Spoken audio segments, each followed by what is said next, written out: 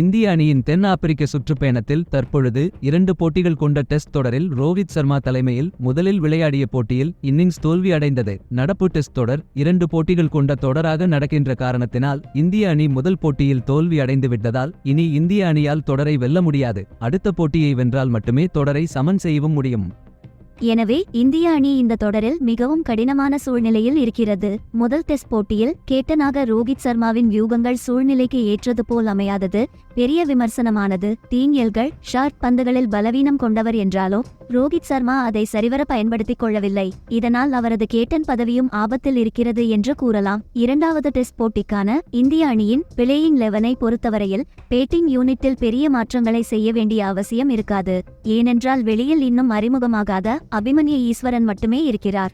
எனவே அவருக்கு இரண்டாவது போட்டியில் அதிரடியாக வாய்ப்பு தருவார்களா என்று எதிர்பார்க்க முடியாது.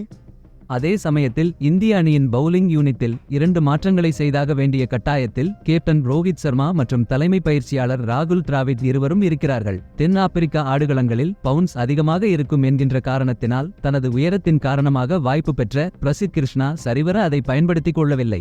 எனவே இவர் தன் வாய்ப்பை இழந்து முகேஷ்குமார் இடம்பெற வேண்டிய அவசியம் உருவாகிறது. இதற்கடுத்து கழுத்துபிடிப்பால் பாதிக்கப்பட்டு முதல் டெஸ்ட் போட்டியில் விளையாடாத ரவீந்திர ஜடேஜா ரவிச்சந்திரன் அஸ்வின் இடத்தில் அணிக்கு திரும்ப வேண்டிய கட்டாயமும் உருவாகி இருக்கிறது. ரவிச்சந்திரன் அஸ்வின் பேட்டங்கில் 2 முறையும் மிக மோசமான முறையில் ஆட்டமிழந்தது குறிப்பிடத்தக்கது.